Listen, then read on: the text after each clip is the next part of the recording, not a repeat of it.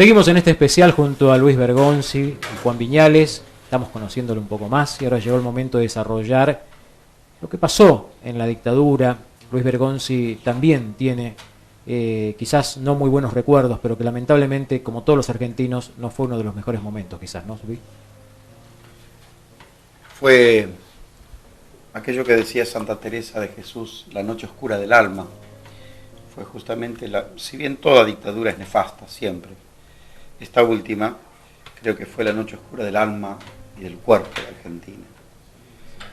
Los hechos que se sucedieron y que todos conocemos, en mayor o menor grado, nos hablan de eso terrible que fue la usurpación del poder.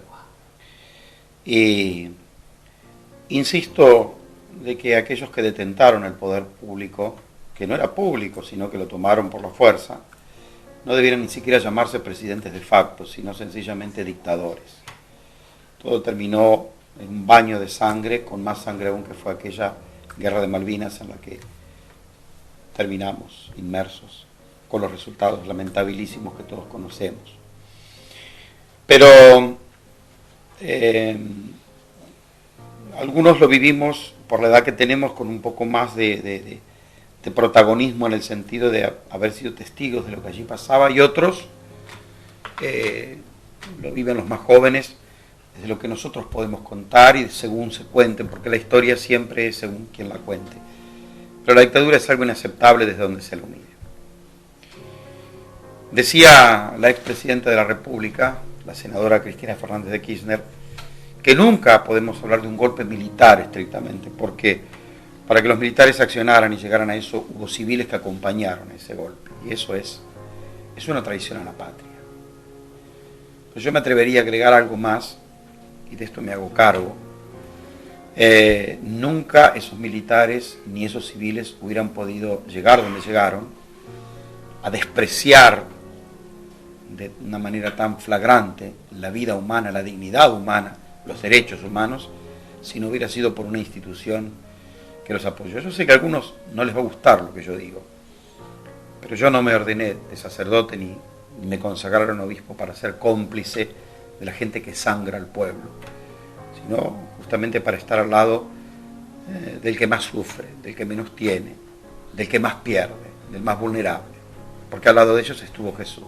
Y esto sin despreciar a nadie, porque hay gente que pertenece a otras clases sociales y es muy buena gente. Pero quiero decir, sin el apoyo específico y consentido de la institución católica romana, jamás hubieran podido hacer eso. Y los pocos que en ese momento de la Iglesia de Roma se opusieron tenazmente a la acción de los militares y la dictadura, sabemos todos cómo terminaron.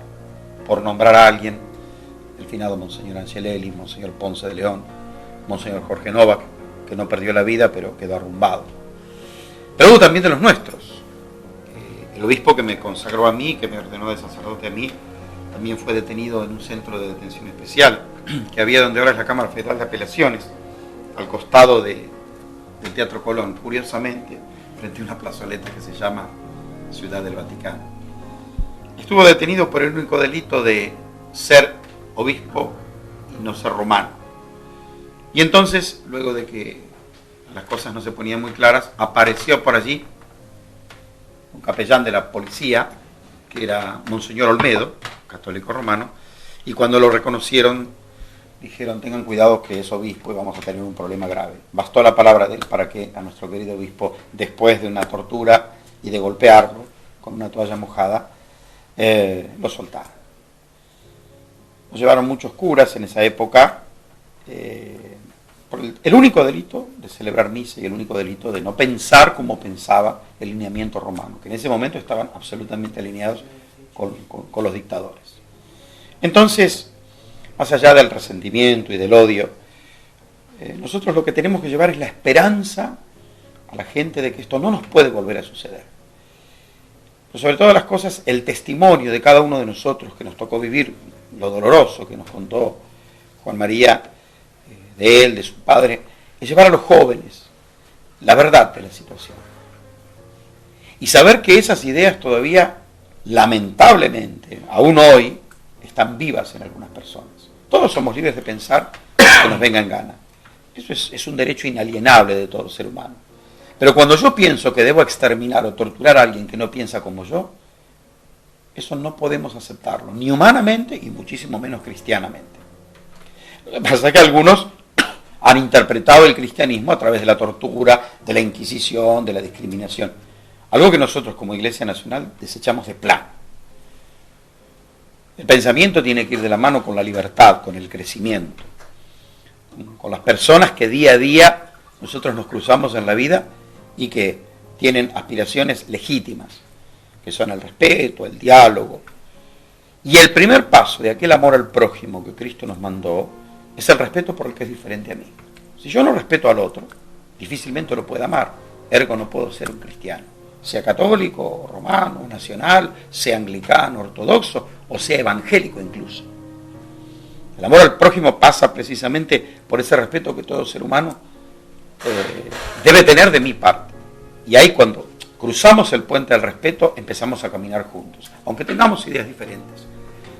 Y yo quisiera terminar esta pregunta que me has hecho repitiendo el título de aquel libro que escribió la CONADEP. Nunca más.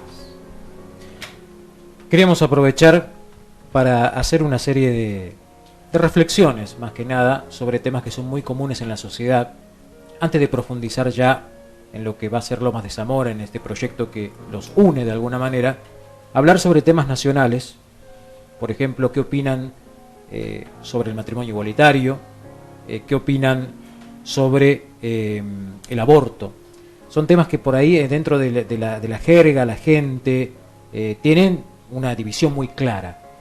Quiero aprovechar para preguntar sobre su opinión, su posición sobre el aborto a Juan Viñales, que de alguna manera tiene por ahí una perspectiva diferente a la de Luis Bergonzi. Así que, Juan. Sí, son temas difíciles de abordar, es decir, nosotros creemos que hay que preservar, siempre hay que preservar la vida. El tema es que en juego a veces hay dos vidas y es difícil de optar por cuál. En esta posición donde hay que decidir por uno o por otro, uno quisiera que las dos vidas fueran respetadas y fueran salvadas, pero sabiendo de que hay algo que no tiene solución o que realmente pone en riesgo la vida de la mamá, es decir, yo comparto y estoy a favor del aborto. Luis Bergonzi, tema aborto. Aquel quinto mandamiento de la ley de Dios dice no matarás, por lo tanto nosotros como cristianos católicos no podemos quebrar esa ley. Sin embargo, pienso de que los varones no tenemos la misma sensibilidad que la mujer, por eso Dios nos hizo diferentes en cuanto al sentimiento, al género. Y hay cosas que tal vez nos cuesta entender más. Ponernos en la piel de una mujer violada, por ejemplo, y pretender que esa mujer llegue a parir a ese hijo que tiene las entrañas es algo muy duro.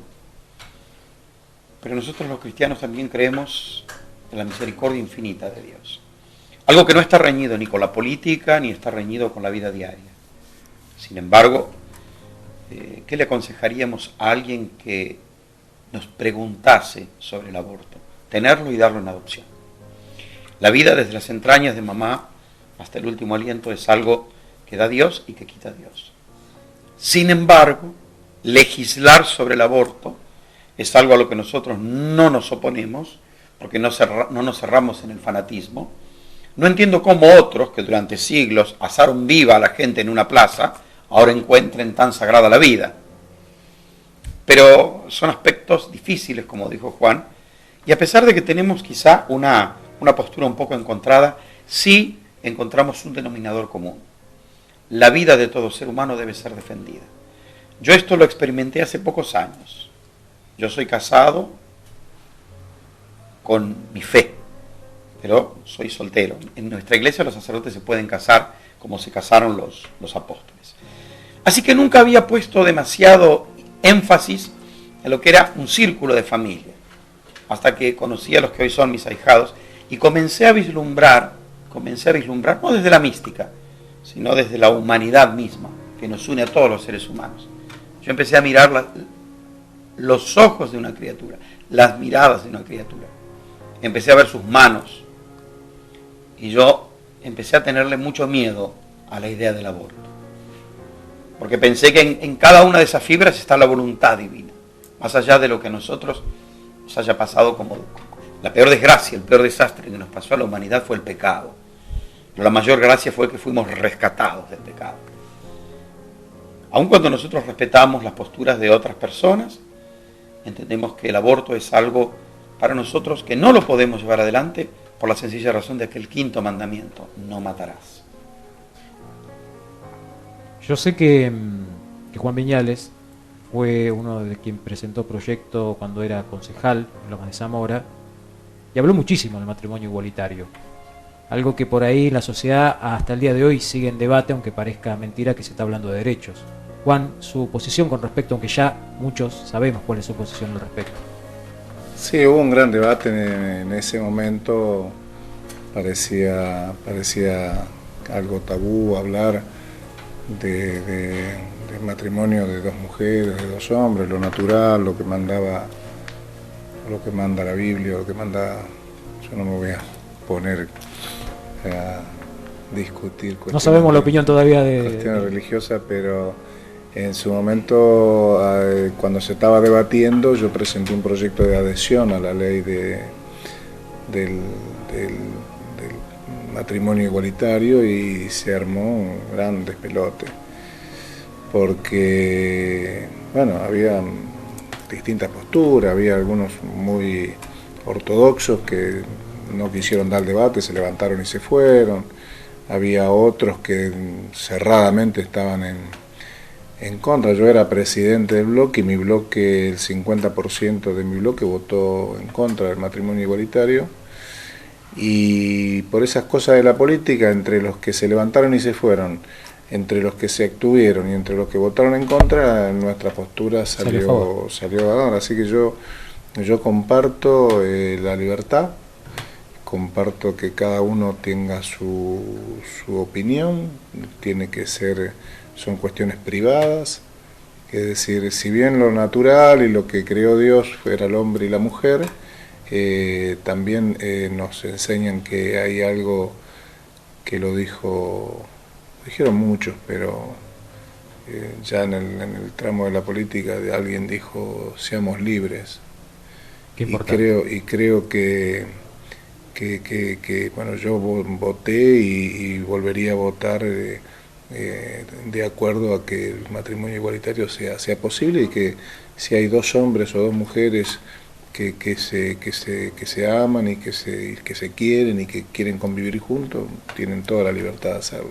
Muchos hablan de adquirir más derechos, digamos, de tener derechos, equipararlos por lo menos a los heterosexuales de alguna forma. Sí, las libertades individuales, Sí. También que tienen que estar marcadas en una sociedad, pero hoy tenemos una sociedad, estamos en el siglo XXI, hay otras cuestiones de consumo, y por muchísimas razones yo creo que el matrimonio igualitario es una herramienta legal para poner sobre el papel algo que de hecho se está dando y que la hipocresía muchas veces oculta. Es decir, yo creo que si hay dos personas que quieren llevarlo, están en todo su derecho, y yo, si fuera legislador, como fui legislador y voté a favor, volvería a hacerlo, ¿no? Luis Bergonzi, su opinión sobre el matrimonio igualitario. Hubo una reina de una monarquía que ya está extinguida, que se llamó la reina Milena de Montenegro. Yo tengo una adicción muy profunda que son los libros, lo que no me quita la realidad de vivir con la gente cada día. Recuerdo esta frase que me impactó enormemente. Milena de Montenegro le escribía una vez a una de sus nietas, algo que repito en general cuando bendigo un matrimonio, y que me viene inmediatamente a la mente cuando Juan nos ha dicho, cuando dos mujeres o cuando dos hombres se aman, hay que proceder a. Esta mujer le había escrito a su nieta: la vida sin amor es una mentira. Y yo creo que la sociedad lo que le tiene miedo es a la verdad. Porque yo creo que gays, lesbianas y bisexuales ha habido ya entre los hijos de Adán y Eva. La sexualidad es algo que nos han metido a nosotros a la fuerza, llena de tabúes, de miedos y de terrores. Y aún hoy, cuando en nuestro país está sancionada esta ley, hay cuanta gente que todavía vive una doble, una triple vida o vive tapada. Eso es lo peor que nos puede pasar. Si hay algo en lo cual el Evangelio es clarísimo, es aquello que a Jesús le revolvía las entrañas y se lo refregó una y mil veces a los de su tiempo. Hipócritas. La hipocresía es algo que un cristiano no se puede permitir. Lo que ocurre es que el cristianismo va a absorber esa cerrazón tremenda que el judaísmo tenía en el Antiguo Testamento, que no se podía permitir tener relaciones que no fueran heterosexuales y reproductivas, porque si ellos se terminaban como raza, se extinguía la posibilidad de haber un Mesías. Y entonces, hay muchas razones teológicas, hay muchas corrientes teológicas. Yo no soy teólogo, estudié como todo clérigo la teología, pero no soy teólogo. Vamos a la esencia de la cosa. De las bocas de Jesús nunca salió una palabra en contra de esto. Todo lo contrario. Sino que nosotros tenemos que contemplar el ser humano con algo que decía nuestro fundador. La ciencia debe alumbrar a la religión. Hoy, en el 2019, nosotros podemos decir, ¿acaso de que alguien elige ser lesbiana, gay, travesti, heterosexual, bisexual? No. Yo creo firmemente que la sexualidad es algo que nace con la persona, con el ser humano, es algo intrínseco. Lo puede aceptar o no, pero está ahí. Latente, o en la práctica va a estar. Y eso hay que legalizar. Hay que hacerlo una ley, porque es una realidad. Yo todavía escucho gente con espanto, a mí me espanta. Cuando hay gente que dice, yo prefiero que mi hijo sea chorro que no gay, por decir una palabra fina, usan otra, que empieza con P. Caramba, tener ese pensamiento en este tiempo es tener una cortedad intelectual que nos lleva a defender el delito en lugar de vislumbrar la felicidad de una persona. Luis, claro está, y aquí con sí, esto quiero cerrar. Sí. No podemos nosotros, como católicos, así como les decía, no podemos ir en contra del quinto mandamiento, no podemos casar dos muchachos o dos chicas, sí podemos bendecir. A eso iba. Sí podemos bendecir. En la Iglesia Nacional, ningún sacerdote ni siquiera puede ser coaccionado por su obispo en conciencia, sino que en cada diócesis habrá algún sacerdote dispuesto a bendecir, porque el amor viene de Dios, y el que ama ha conocido a Dios, y eso lo escribe San Juan en la Biblia.